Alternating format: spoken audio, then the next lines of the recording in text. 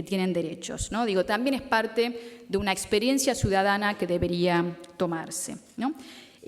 Hay algo interesante también para pensar desde el perfil docente, ¿no? Que es este lugar de escucha del directivo y de los docentes de grandes niveles de padecimiento, ¿no? Y entonces, bueno, antes esa escuela expulsiva no se hacía cargo de eso. Eso pasaba, bueno, a mí no me importa, de acá para afuera. Ahora tenemos el mandato de incluir, de contener, y es un buen mandato, pero también hay que pensar desde la organización del sistema cómo se da lugar a perfiles docentes, institucionales, que tengan en cuenta, bueno, qué es lo que eso implica, ¿no? Como nuestra tarea cotidiana.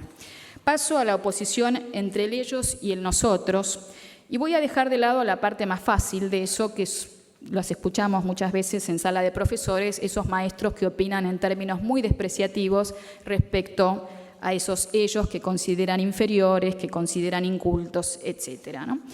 Pero quisiera tomar la versión más cercana, por lo menos a mi corazón, que son colegas que hacen un enorme esfuerzo por pensar en esos ellos, y quizás la paradoja es que siguen extranjerizándolos, ¿no? De una manera bastante marcada, bastante fuerte. Por ejemplo, otro director de Salta dice: si le preguntás a otros docentes, te podrían decir que los chicos de esta escuela son patoteros. Pero mi relación es distinta, yo siempre les veo valores, les veo virtudes.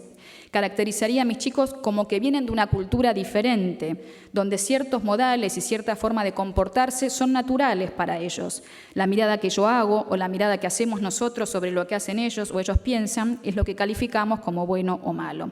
Yo trabajé la cuestión de la cumbia villera en formación ética y me doy cuenta que ellos piensan y sienten de una manera diferente, ven la vida desde su realidad. Ahí me parece que también es un elemento bien interesante para discutir en la formación docente y en el trabajo, por ejemplo, de los planes de mejora, ¿no? Bueno, ¿cómo evitamos armar un ellos y un nosotros en el cual siga habiendo lugares de la cultura compartidos, ¿no? ¿Cómo hacemos ese buen gesto de quiero entender cómo piensan, pero también en un punto quiero entender cómo pienso yo, y esto se da en una situación en la cual tengo que reconstruir ese mapa de referencias comunes, ¿no? Me parece que partir de una oposición taxativa de mundos, de una extranjerización, ¿no?, de los nuevos, me parece que también es un gesto que habría que revisar, ¿no? Y ahí hay una actitud, y esto es efecto de nuestros propios discursos pedagógicos, de revisión y de reflexión, ¿no?, de esta idea de, bueno, aceptemos los nuevos, que también ha sido problemática. Quiero trabajar con un ejemplo citar, más que trabajarlo, no tengo tiempo de trabajarlo, que está a disposición en el Infod, en la experiencia que vienen haciendo de recuperación y documentación de narrativas pedagógicas. Este es un profesor de La Quiaca, de Jujuy, que dice, bueno, él enseñaba literatura, y dice, yo me preguntaba si tenía derecho a imponer mis textos literarios escritos a aquellos chicos que tenían su propia literatura oral, su propia manera de contarla y sus propias creencias sobre los hechos que narraban. Por eso, como tiene esa pregunta desde la formación, ¿no?, muy instalada, él decide, cuando empieza a aparecer la narración oral, que no va a pasarla por la escritura, ¿no? Y decide trabajarla además colectivamente, y está convencido que no es bueno hacerles repetir memorísticamente cuando se escriben las palabras mal, que si él se lleva los trabajos a casa para corregirlos solo, no va a servir, ¿no?, que lo que tiene que hacer es ese trabajo colectivo sobre la escritura. Pero al cabo de un tiempo, y en eso la escritura es muy interesante porque va mostrando los límites de lo que dice, bueno, pero después les tomo examen y les va muy mal, ¿no? Y mi propio método progresista, abierto y partamos del oral, demuestra que no estoy pudiendo con esto, ¿no? Y creo que, aunque el profesor no nos dice, bueno, ¿y entonces qué hizo? Nos quedamos a la puerta nomás de la historia, como en los buenos cuentos. Yo creo que ahí hay un punto también, ¿no?, de esto. Él dice, mis alumnos me decían cuándo empezábamos a escribir, ¿no? Había una demanda de los alumnos que iba por delante, uno podría decir, de esa visión del docente que no se animaba a romper, ¿no?, con un mandato pedagógico y, por otro lado, una idea de, bueno, sobre todo tengo que hacerles lugar a ellos, ¿no? Yo creo que esa pregunta que él se está haciendo es muy interesante. Él dice, bueno, yo me preguntaba si tenía derecho. Es una muy buena pregunta, y en ese sentido la pedagogía argentina ha cambiado desde la visión más autoritaria, en la que no existía esa pregunta de si tengo derecho o no, a otra en la cual a veces esa pregunta paraliza, obstaculiza o se convierte de nuevo en una cosa que habría que revisar, ¿no?, a dónde está conduciendo. No digo abandonar la pregunta, digo que la pregunta tiene que ser seguida por ¿sirve o no sirve?, ¿no? ¿Y qué efectos produce eso? Digo, ¿están aprendiendo? ¿Qué estoy logrando con esto que estoy haciendo? Y el punto quizás más importante que subyace a esto es que también hay una visión muy naturalizada, ¿no?, de lo que ellos pueden o lo que ellos saben o lo que ellos hacen. Y aquí aparece algo que es más claramente la adopción de nuevos saberes, ¿no?, que está surgiendo como una demanda muy fuerte. Cito la resolución del Consejo Federal, la resolución 8409 de la que hablaba María Inés, una de las tres, en la que dice: el criterio de justicia, que significa ampliar la obligatoriedad de la escuela secundaria, implica democratizar los saberes, reconocer de modo incluyente las diferentes historias, trayectorias, oportunidades a las que los adolescentes y jóvenes han podido acceder, usos sociales, nuevos saberes de los que ellos son portadores, e intervenir sobre ellas sin producir exclusiones o hacer estigmatizaciones de ninguna naturaleza, ¿no? Y me parece que este punto es muy central. Vuelvo al ejemplo de la literatura oral, porque no hay duda que esos viejos saberes letrados se fundaban sobre grandes exclusiones, ¿no? Se fundaban sobre grandes exclusiones, y eso hay que decirlo.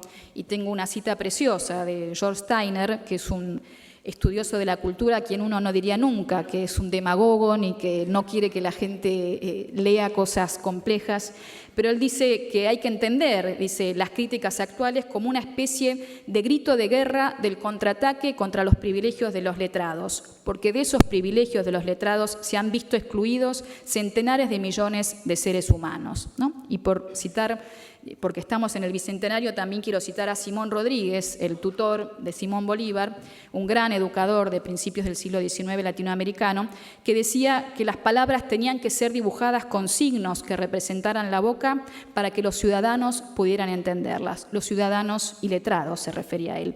Y para que pudieran dominar el arte que es más importante, que era el arte de dibujar repúblicas, ¿no? Esta idea de dibujar repúblicas, de pintar repúblicas, marcaba muy bien lo que para Simón Rodríguez era: bueno, tenemos ciudadanos muy excluidos de este saber de los letrados, tenemos que acercar ese saber a estos ciudadanos, ¿no? Tenemos 200 años de buenos y malos intentos en eso. Quizás la pregunta es cómo nos está yendo hoy, ¿no?, en este intento de saberes que no sean excluyentes, pero que quizás estén produciendo un efecto que no estamos pensando, ¿no?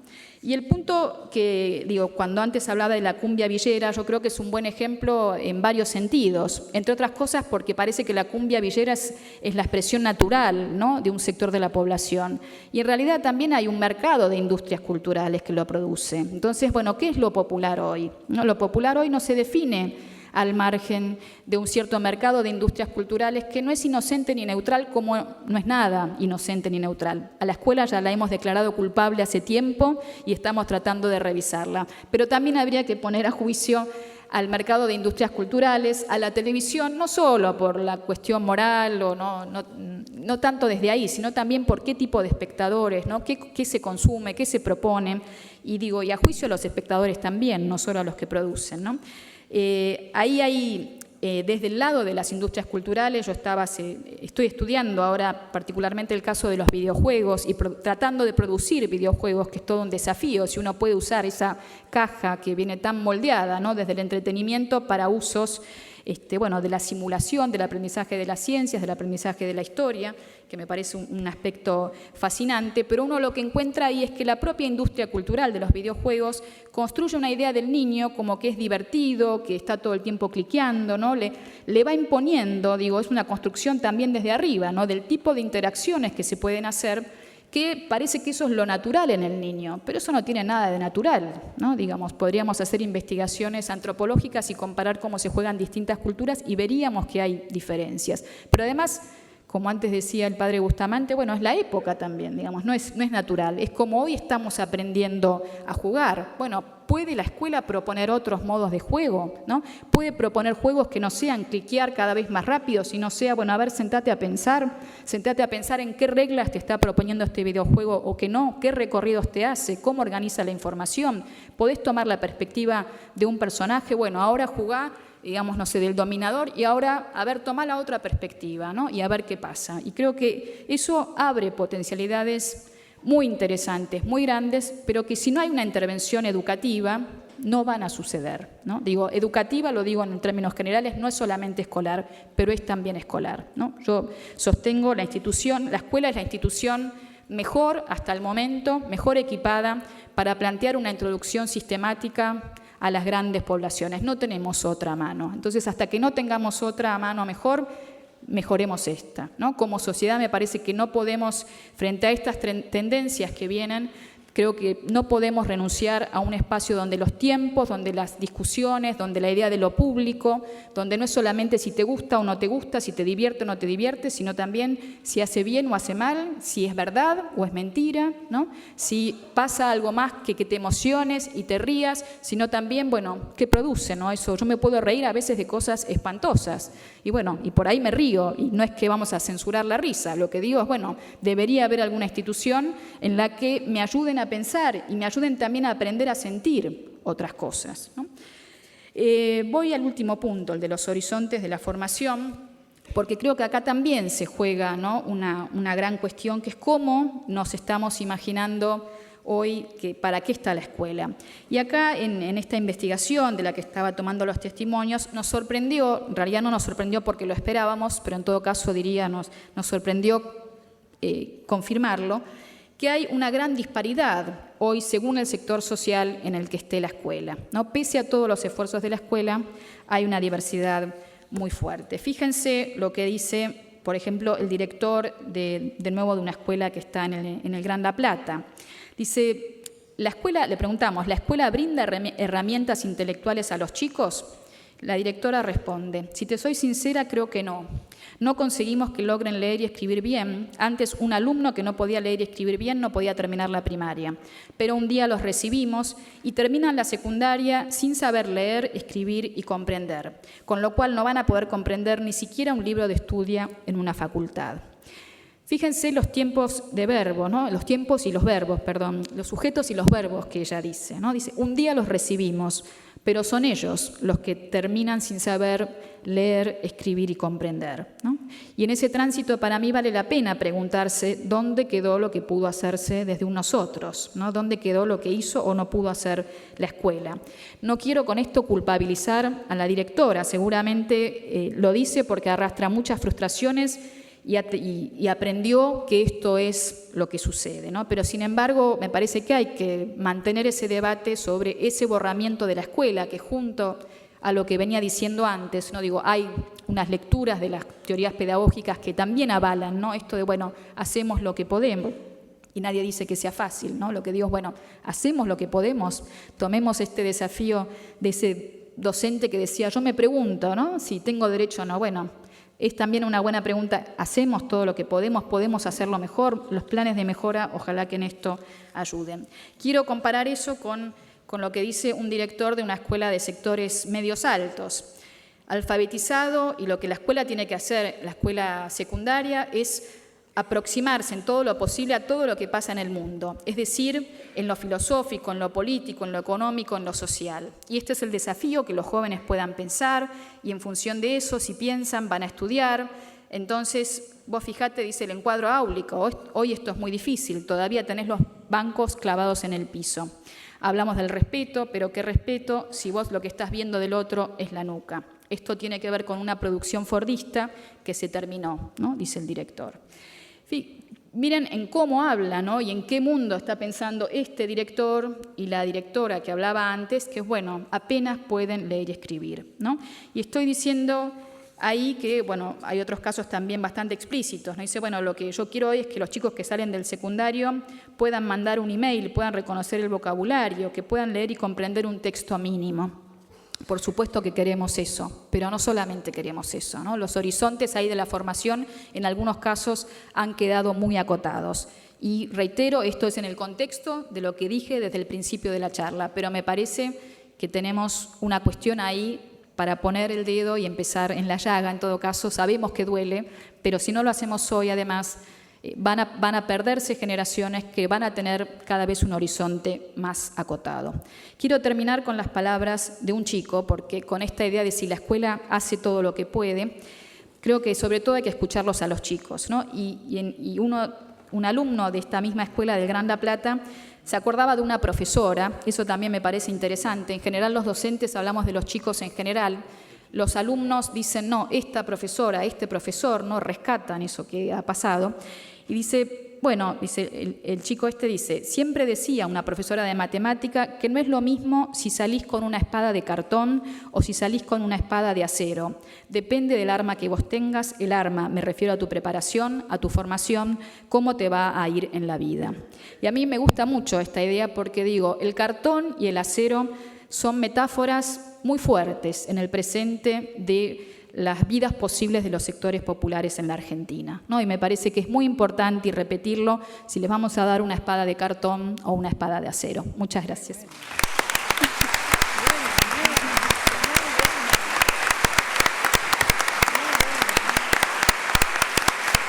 El panel Un desafío global del siglo XXI, juventud y escuela secundaria.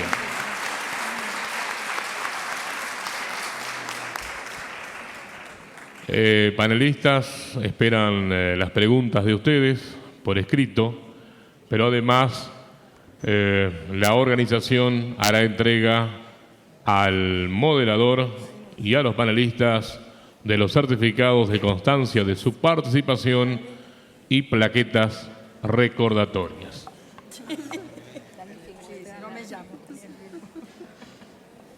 Muy bien, mira qué linda, che. Tenés que ir. Vamos a recibir las preguntas.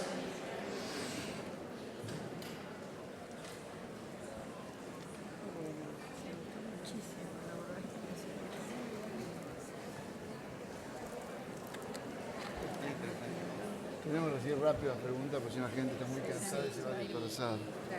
Sería interesante que recibiéramos lo más rápido posible algunas preguntas por el tiempo, ¿no?, de ustedes que están cansados y querrán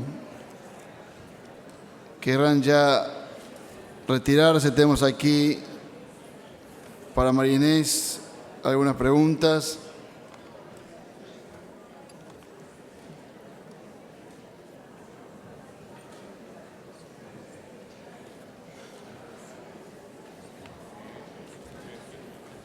Para Inés.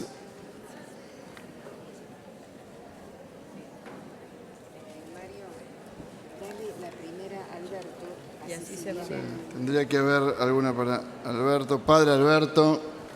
Le vamos a dar al Padre Alberto para que conteste la primera pregunta, porque se tiene que retirar, se tiene que ir y lo van a venir a buscar y no queremos perder el final.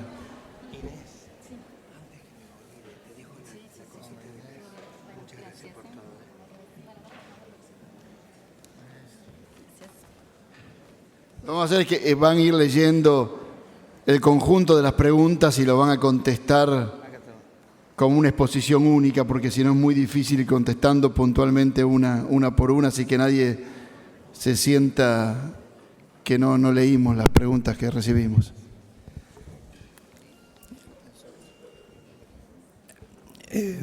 Acá una...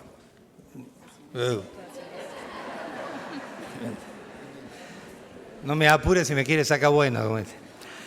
Dice, ¿cómo enseñar cuando uno, leo la pregunta, ¿cómo enseñar cuando uno como docente se encuentra atravesado también por la canción de Callejeros? ¿Dejamos la profesión? Digo, simplemente lo que le pasa a los chicos, no solamente le pasa a los chicos, también nos pasa a nosotros, ¿no es cierto? Una época nos invade. Aquí la gran cuestión para mí es cómo se pastorea a los pastores. Este es un desafío. ¿Cómo nos acompañamos a nosotros? Y aquí digo que hay una respuesta que tiene que dar el sistema por una parte, pero también tiene que ver con una respuesta personal. Y yo diría 4 cositas que me parecen importantes para ser breve, para un docente hoy. Cultivo de sí. Cuidado de sí, potencia de no, cuidado de los otros. Cultivo de sí. Yo en la vida, y no lo digo porque estoy gordo, termino siendo lo que como y lo que tomo. Y no lo puedo disimular. ¿Cuáles son los insumos de mi vida? Esto yo me los tengo que preguntar, de mi vida personal, de mi vida docente. Fíjense, aquel gran argelino, Albert Camus, decía que la desesperanza nunca nace ante la experiencia de una lucha desigual, ni ante la presencia de una obstinada adversidad.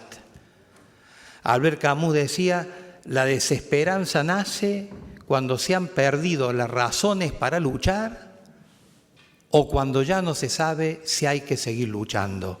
¿Qué quiere decir Camus? La desesperanza no es un problema sociológico. No es el contexto el que te puede desesperar. La desesperanza es un problema antropológico.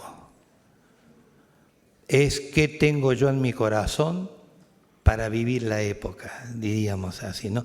O sea, lo digo así, ¿no? Está bien, ¿no? Cultivo de sí, cuidado de sí. Debo saberme cuidar, no me puedo exponer a cualquier cosa.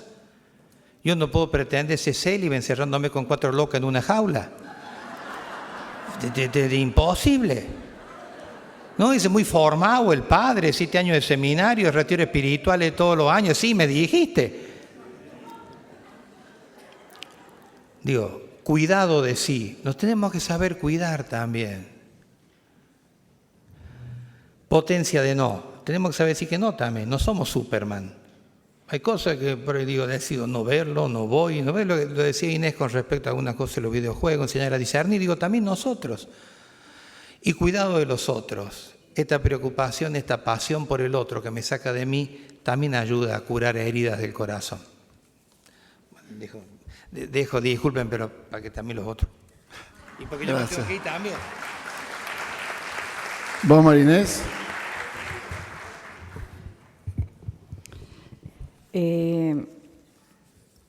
Bueno, hay algunas preguntas que las voy a contestar globalmente porque se parecen. Preguntan qué jurisdicciones provinciales están trabajando las transformaciones del nivel medio. Y quiero juntarlo con otra que habla de qué provincias tienen avances en diseños curriculares o si los diseños curriculares van a ser objeto de los planes de mejora. Hay 6 provincias en Argentina que ya han iniciado procesos de reforma curricular. Uno de los más adelantados es Río Negro, que ya tiene procesos bastante avanzados, la provincia de Buenos Aires, Entre Ríos, bueno, no me acuerdo en este momento de todas, pero son 6 las provincias que ya tienen iniciado procesos. No tienen que ver con los planes de mejora en el sentido de que el plan de mejora no va a pagar el equipo curriculista, porque la decisión curricular es una decisión jurisdiccional que se trabaja en general con las escuelas. Así que sí se financian desde otro recurso que la Nación transfiere a las provincias, que son los planes jurisdiccionales. Otras preguntas hay en relación a los temas del cuerpo, educación artística, expresiva, educación física. Nosotros estamos dándole toda la importancia que los temas tienen en el diseño curricular, están expresadas, lo que pasa es que en 15 minutos uno hace una visión muy sintética, les recomiendo la lectura del documento. En este momento hay 50 escuelas artísticas en todo el país y nosotros estamos recomendando, porque las decisiones son de las jurisdicciones, desde la Nación estamos recomendando que con esto de la implementación de la educación obligatoria seguramente va a haber que crear nuevas escuelas y recomendamos que se creen escuelas artísticas, dado el importante proceso de adhesión que los chicos tienen a estas modalidades, no solamente de artísticas.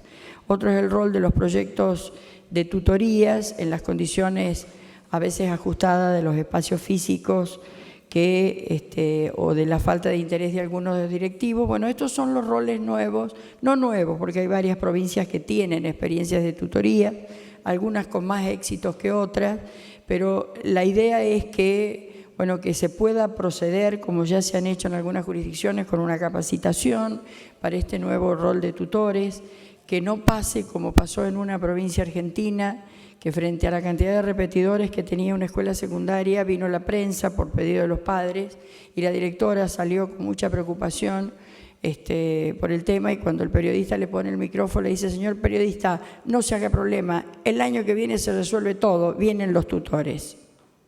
Bueno, se imaginan que no es ese el espíritu con el que está planteado el tema de la tutoría. El tutor debe insertarse en un proyecto institucional que le dé sentido a la función de orientación, a la función de acuerdo de normas, a la función de acompañamiento de procesos individuales.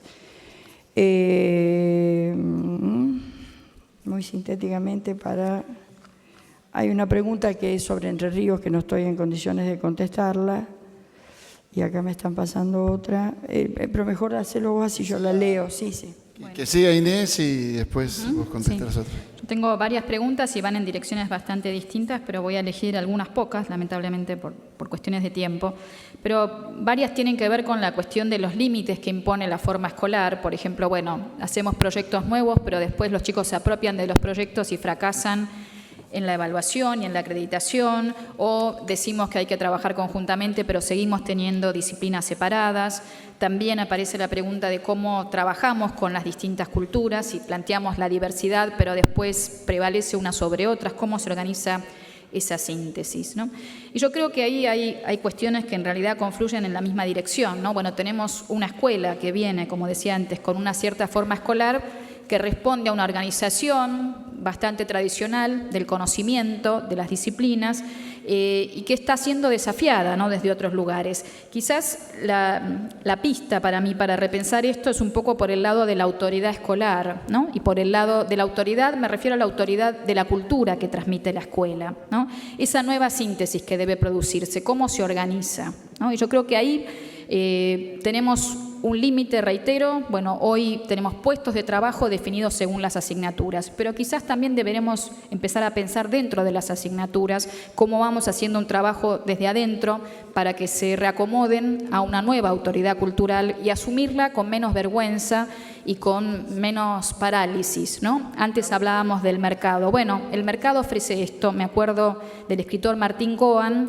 Él decía en una entrevista que le hicimos en El Monitor: ya los chicos van a leer las cosas que están sancionadas, ¿no?, por el mercado. ¿Por qué no proponerles en la escuela que lean otras cosas? Y por ahí el desafío es partir de eso que están leyendo, y si hoy leen Crepúsculo o leen de vampiros, tratemos de llevarlo desde ahí a otros productos de la cultura que nos interesa que lean y que no van a estar accesibles porque no son bestseller, pero que queremos que lean. Pienso, por ejemplo, en el tema de literatura, precisamente, cuánto podría ganarse con armar un programa que atraviese también el cine, ¿no?, que traiga la historia del cine. La literatura en el siglo XX no puede pensarse si no es en diálogo con el cine y viceversa. La novela del siglo XIX es un formato muy importante, pero si uno trabaja el género, ¿cómo no discutir hoy también con el lenguaje audiovisual? Entonces me parece que, todo esto está apuntando en esa dirección, ¿no? Cómo se reconstruye una autoridad cultural de la escuela que sea más adecuada a las jerarquías de saberes que hay hoy, pero que no necesariamente lo siga, ¿no? Que se plantee en el largo plazo qué queremos que sepan hoy los chicos. No es por ahí lo más vendido,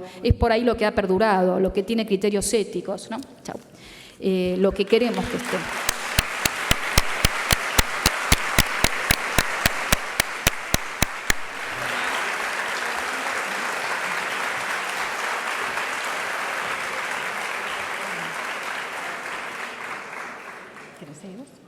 Yo estaba ahí cerrando. Sí. ¿Listo? Sí.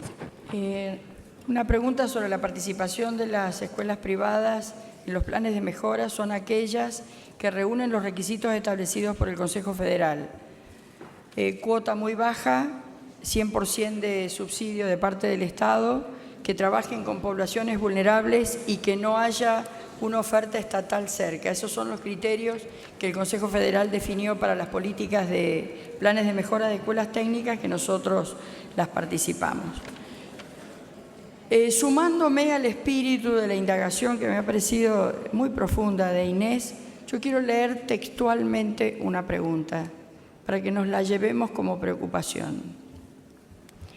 Se sabe perfectamente que la asignación universal por hijo se destina en su mayoría a la compra de objetos totalmente innecesarios de uso personal y no para mejorar la educación del adolescente o del niño. ¿Cómo controlar eso? ¿Cómo se puede evitar que los padres adquieran artículos personales y no utilicen la asignación para fines no educativos? Yo quiero darles los datos de las primeras investigaciones de INDEC sobre 1.800.000 padres a los que se les da la asignación familiar, que significa un beneficio de 3.400.000 chicos que en este momento están siendo beneficiados.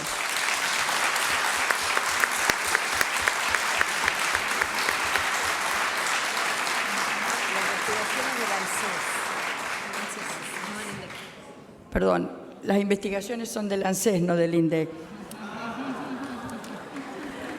Estamos cansados. Quiero darles 3 datos, porque a partir de que me los escuchen a mí, van a ser ustedes responsables de difundirlos.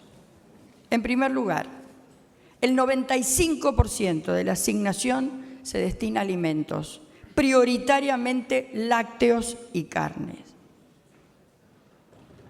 Difundan este dato, para que esta persona nunca más pregunte esto.